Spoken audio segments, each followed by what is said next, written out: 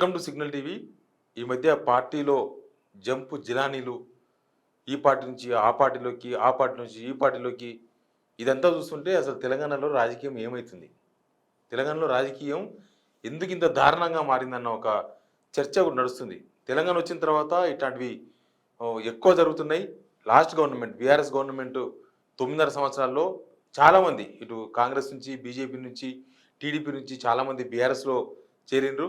అప్పుడు ఏకీకరణ, తెలంగాణ పునర్వ్యవస్థీకరణ మీన్స్ పునర్నిర్మాణ ఏకీకరణ అని అప్పట్లో ఆ పార్టీ అధ్యక్షుడు కేసీఆర్ చెప్పిండ్రు. అప్పుడున్న సిచ్యువేషన్లో గవర్నమెంట్ వచ్చిన తర్వాత ఆ గవర్నమెంట్లకు పోయిన వాళ్ళు ఉన్నారు, కొంతమంది టికెట్లు ఆశించిపోయిన వాళ్ళు ఉన్నారు, ఇతర పార్టీల పరిస్థితి బాగాలేకపోయిన వాళ్ళు ఉన్నారు. కానీ అభ్యర్థులుగా ప్రకటించిన తర్వాత ఎవరు పోలేదు. కాంగ్రెస్లో అభ్యర్థులు ప్రకటించిన తర్వాత, బీజేపీలో అభ్యర్థులుగా ప్రకటించిన తర్వాత ఎవరు బీఆర్ఎస్ వైపు పోలేదు, బీఆర్ఎస్ అధికారంలో ఉన్నా సరే. కానీ ఇప్పుడు జరుగుతున్నది ఏంది, అభ్యర్థులుగా ప్రకటించిన తర్వాత వాళ్ళు బీఆర్ఎస్ అభ్యర్థులుగా అఫీషియల్గా అధికారికంగా జనాలకు పోయిన తర్వాత ఇప్పుడు పార్టీలు చేంజ్ చేసే కొత్త సాంప్రదాయం తెలంగాణలో మనకు రాజకీయాల్లో కనిపిస్తుంది. ఈ మధ్య చేవెళ్ళ ఎంపీ రంజిత్ రెడ్డిని చూసినాం. రంజిత్ రెడ్డి ప్రకటించిన తర్వాత, చేవెళ్ళ బీఆర్ఎస్ అభ్యర్థిగా ప్రకటించిన తర్వాత ఆయన కొంత అసంతృప్తిగా ఉండి నేను అసలు పోటీ చేయను, అసలు రాజకీయాలనే ఉండనని చెప్పి తర్వాత మళ్ళీ కాంగ్రెస్ అభ్యర్థిగా మారిపోయారు. కానీ రాజకీయాల్లో మాత్రం సిద్ధాంతాలు లేవు, పద్ధతులు లేవు, ఏమీ లేవు అనేది చాలా క్లారిటీగా మనకు కనిపిస్తుంది. కేశవరావుని చూస్తున్నాం. కేశవరావు పార్టీలో సెకండ్ ప్లేస్. కేసీఆర్ కుటుంబంతో పాటు ఆయన కుటుంబం కూడా అధికారంలో అన్ని పదవులు అనుభవించిండ్రు. కేసీఆర్ కుటుంబ పార్టీ అంటే కేసీఆర్ కుటుంబంలో కేసీఆర్, హరీష్ రావు, కేటీఆర్, కవిత అంటే ఇక్కడికి వస్తే కేకే బిడ్డ, కేకే కొడుకు, ఇట్లా మొత్తం వాళ్ళ ఇంట్లో 3 పదవులు బీఆర్ఎస్ అధికారంలోకి వచ్చినప్పటి నుంచి అనుభవిస్తున్నారు.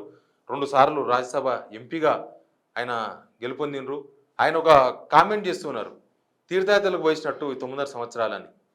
తీర్థయాత్రలకు పోతే పుణ్యం వస్తుంది, కానీ మీరు పార్టీ మారి అధికార పార్టీలో ఉండి ఏం చేసినారు?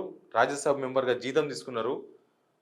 తర్వాత చాలా ఆరోపణలు కూడా వచ్చినాయి. భూములు, వివాదాస్పద భూములు కొనుక్కున్నారని, గోల్డ్ స్టోన్ ప్రసాద్ దగ్గర మియాపూర్లో భూములు కొనుక్కున్నారని, ఇబ్రాహీంపట్నం దగ్గర దళితుల భూములు కొనుక్కున్నారని, వాళ్ళ ఇంటి దగ్గరనే ఎవరు ఓనర్ లేని భూమిని 933 గజాలు సంథింగ్ బంజారాహిల్స్ పిఎస్లో కేకే కొడుకు మీద, వాళ్ళ కొడుకుల మీద కేసు బుక్ అయింది. మేయరు అక్కడ ఎక్కడో వికారాబాద్ జిల్లాలో రైతుల భూములను ఆక్రమించి ఫెన్సింగ్ చేశారని, ఇట్లాంటి చాలా చాలా చాలా ఇష్యూస్ కేకే ఫ్యామిలీ మీద ఆరోపణలు ఉన్నాయి. వీటికి అప్పుడప్పుడు సమాధానం ఇచ్చారు, కానీ చాలా ఆరోపణలు అలాగే మిగిలిపోయినాయి. ఒకవేళ కేకే ఈ భూములను రక్షించుకోవడానికి గత ప్రభుత్వంలో సంక్రమించిన, గత ప్రభుత్వంలో సంపాదించిన భూములో, ఆస్తులో కాపాడుకునేందుకు కాంగ్రెస్ వైపు మొగ్గు చూపినరా అనే ఒక చర్చ కూడా ఉంది. ఎందుకంటే కొంత ఉన్న రాజకీయ నాయకుల్లో కేకే కొంత ప్రాంప్ట్గా ఉండే మనిషి, కేకే అంత అడ్డంగా ఉండే మనిషి ఏం కాదు.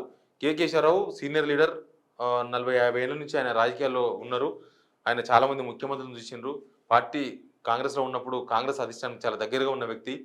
తెలంగాణ ఉద్యమంలో ఒక ఎంపీలందరినీ రింగు చేసి నడిపించిన వ్యక్తి.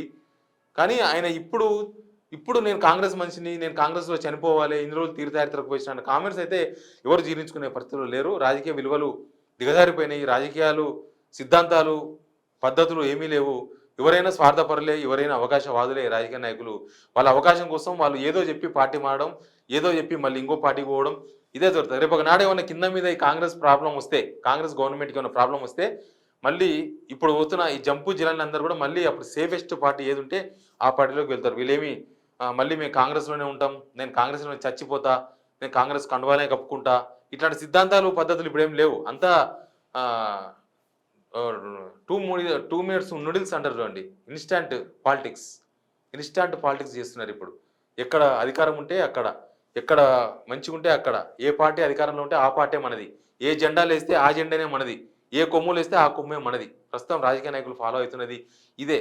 కానీ స్వార్థపూరిత రాజకీయాలు చాలా క్లియర్గా కనబడుతున్నాయి. వాళ్ళు గవర్నమెంట్ ఉన్న పార్టీలోకి ఎందుకు పోతారు? ప్రతిపక్షంలో ఉండి ఫైట్ చేసి కదా, ఏ పార్టీ అయినా సరే. అంతకుముందు బీఆర్ఎస్లో పోయిన వాళ్ళైనా సరే, ఇప్పుడు కాంగ్రెస్లో పోతున్న వాళ్ళైనా సరే, మరి ప్రతిపక్షంలో ఉంటే వాళ్ళ మనుగడ కష్టం. వాళ్ళు అంతకుముందు సంపాదించినవో అక్రమాలో, దురాక్రమాలో అవన్నీ కూడా బయటకు వస్తాయి. ప్లస్ ఇప్పుడు కాంగ్రెస్ గవర్నమెంట్ కూడా కొంత టార్గెట్ చేస్తుంది. వాళ్ళకి ఏ లీడర్ అయితే పార్టీలోకి రావాలనో వాళ్ళని కొంత టార్గెట్ చేసి వాళ్ళ ఆస్తులు ఏంది, వాళ్ళు అంతకుముందు ఏం చేసిండ్రు, అట్లాంటివి కాన్సన్ట్రేట్ చేస్తారన్న భయం ఒకటి క్రియేట్ చేసిండ్రు. కాబట్టి కేకే లాంటి వాళ్ళు కూడా మనకి ఎందుకు ఈ తంట, అధికార పార్టీలోకి పోతే ఏ కూడా ఉండదు కదా, మళ్ళీ మన మీద విచారణ, లేకపోతే మన భూముల మీద విచారణ, లేకపోతే పోలీస్ స్టేషన్‌లో మన మీద కొన్ని కేసులున్నాయి అట్లాంటివి. అసలు మేయర్ విజయలక్ష్మి ఎందుకు పార్టీ మారుతున్నారనే దాని మీద మొన్న ఒక అడ్వకేట్ అరుణ్ అని సోమాజిగూడ ప్రెస్ క్లబ్‌లో ఒక ప్రెస్ మీట్ పెట్టిండ్రు. ఆ ప్రెస్ మీట్‌లో మాట్లాడిందేంది? ఆగా వాళ్ళ ఇంటి ముందల ఏదో సర్వే నంబర్ సంథింగ్ అరుణ్ అడ్వకేట్‌తో మనం కాంటాక్ట్ కూడా చేద్దాము. ఆయన పెట్టిన ప్రెస్ మీట్‌లో ఆయన చెప్పింది విజయలక్ష్మి అండ్ వాళ్ళ ఫ్యామిలీ భూమి కబ్జా చేసిండ్రు. 533 గజాలు సంథింగ్ ఎంతనో. ఆ భూమికి సంబంధించి నోటీస్ ఇచ్చిండ్రు అడ్వకేట్ నుంచి. నోటీస్ ఇస్తే ఆ నోటీస్‌కు సమాధానం ఇచ్చే లోపే ఆమె అధికార పార్టీలోకి పోతుంది. ఆమె అధికార పార్టీలోకి మమ్మల్ని ఈ నోటీస్ ఇవ్వకుండా ఆ భూమిని ఆమె కాజేసేందుకు ప్రయత్నం చేస్తున్నారని అడ్వకేట్ ఆరోపణ చేసిండ్రు. ఇప్పటిదాకా సమాధానం చెప్పలేదు మేయర్ విజయలక్ష్మి గారు.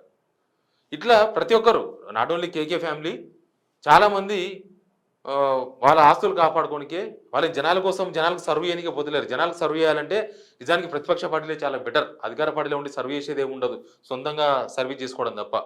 ప్రతిపక్ష పార్టీలో ఉంటేనే చాలా మందికి సర్వీస్ చేసే అవకాశం వస్తది. చాలా మంది సమస్యలు వినే అవకాశం వస్తది. వాళ్ళ సమస్యను అడ్రెస్ చేసే అవకాశం వస్తది. ఏ రాజకీయ నాయకుని కూడా. కడియం శ్రేయర్‌ది కొంత డిఫరెంట్. కడియం శ్రేయర్ వాళ్ళ మీద అవినీతి అక్రమాలు అట్లాంటివి ఏమి లేవు నిజానికి. కానీ మరి ఎందుకు సడెన్‌గా ఆయన ప్లేట్ ఫిరాయించిండో, ఎందుకు మొన్నటిదాకా కాంగ్రెస్ అసెంబ్లీలో తప్పుపట్టింది కడియం శ్రేయరి. కానీ ఉన్న ఫలంగా టక్కున ఒకసారి ఆయన ఎమ్మెల్యేగా గెలిచిండ్రు ఆల్రెడీ. ఆయన నాకు తెలిసి ఆయన రాజకీయ జీవితం ఎమ్మెల్యేతో లాస్ట్. ఇంక మళ్ళీ ఎలక్షన్స్‌లో పోటీ కూడా చేయకపోవచ్చు. బహుశా ఇప్పటికే ఆయన అన్ని పదవులు అనుభవించేసిండు. రాజకీయాల్లో ఉన్నాడు. ఉండే పదవులన్నీ అనుభవించేసిండు. కాబట్టి ఆయన కూతురు కోసం బహుశా తహతహలాడుతున్నారేమో. ఆయన కూతురును రాజకీయాలకు తీసుకొచ్చారనే ప్లాన్‌తోనే ఆయన బీఆర్ఎస్ నుంచి ఎంపీ టికెట్ తీసుకున్నాడు వరంగల్. కానీ తీరా చూస్తే ఆయన కూడా కాంగ్రెస్ పార్టీ ఆయన జీవితంలో ఆయనకు నచ్చని పార్టీ, జీవితంలో ఆయన కాలు పెట్టను అని చెప్పుకున్న పార్టీ కాంగ్రెస్‌లోకి అడుగుపెట్టడం మాత్రం కొంచెం చర్చనీయాంశంగా మారింది. ఇవి తెలంగాణ పాలిటిక్స్ సంబంధించిన పూర్తి విషయాలు. ప్లీజ్ సబ్స్క్రైబ్ సిగ్నల్ టీవీ ఉన్నది ఉన్నట్లుగా.